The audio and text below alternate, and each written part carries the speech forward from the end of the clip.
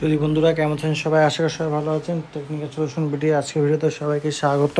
তো আপনারা দেখতেই পাচ্ছেন এখানে একদম ভালো সুদ নেই, এটা বিকাশের একটি পেমেন্ট।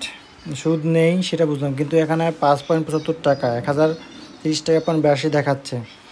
মানে সে অ্যাডভান্স লোনের মাধ্যমে 7 দিনের 0 ইন্টারেস্টে 1000 টাকা কোথাও পেমেন্ট করছে। সেক্ষেত্রে তার 5 টাকা 75 পয়সা প্রসেসিং ফি এবং বাকিগুলো যে আছে 15 টাকা বা 25 টাকা সামথিংয়ের মতো তার এক্সট্রা এখানে টোটাল পেমেন্ট এখানে করতে হবে। এটা হলো গিয়ে অনেকে বলছে যে এখানে সুদ নাই, তো ফি আছে, এটা প্রসেসিং ফি আছে কিছু। প্রসেসিং ফির জন্য এটা দিয়ে 30 টাকা সুদ না। এটা সুদ হলে তো এটা অনেক জিনিস হয়েছে। সুদ হলে 7 দিন পর থেকে আপনার সুদের চার্জ কাটা শুরু হবে। 7 দিনের মধ্যে যদি এটা লোনটা পে না করেন সেক্ষেত্রে এটা আপনার সুদটা মানে ডেইলি সুদ হিসাবে 8 দিন, যেদিনকে 8 দিন হবে পেমেন্ট না দেওয়ার, সেদিন থেকে আপনার সুদটা জমা হবে অ্যাকাউন্টে এখানেই অটোমেটিকলি। 7 দিন সুদ মুক্ত এখানে বলে দিছে তারা। আর এটা যে 30 টাকা 82 পয়সা নিচ্ছে, এটা হলো প্রসেসিং ফি, এটা নেবেই। কারণ ব্যাংক থেকে বিকাশ একটা খরচ আছে, সেই খরচটা এখানে দেওয়া হচ্ছে। এটা আপনার টার্মস অ্যান্ড কন্ডিশনে বলাই আছে, আপনি পড়েন না এটা। তো অনেকে জানে না, অনেকে জানে। অনেকে অনেক রকম কমেন্টস করছে, এটা বলছে সার্ভিস ফি প্রসেসিং ফি দুটোই এখানে অ্যাড করেছে। তো বা ব্যাংকের সাথে লেনদেন করতে হলে এরকম সার্ভিস ফি প্রসেসিং ফি দেওয়াই লাগে, এটা সুদ না, এটা সকলে জানে।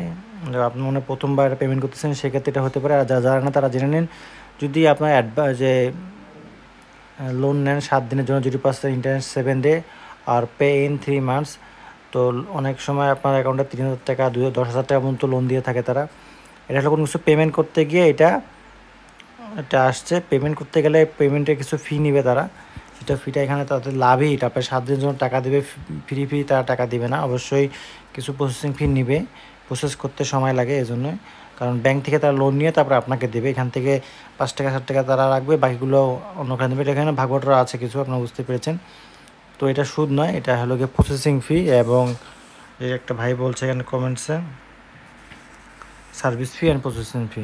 আশা করি আপনি বুঝতে পেরেছেন। যারা প্রথমবার ভিডিও দেখছেন তারা অবশ্যই একটু হতবাক হবেন এই ধরনের সার্ভিস বা প্রাইস দেখে। আর যারা পরবর্তীতে পেমেন্ট করছেন তারা অবশ্যই জানে। এই জন্য লোন থেকে পেমেন্ট না করাই ভালো।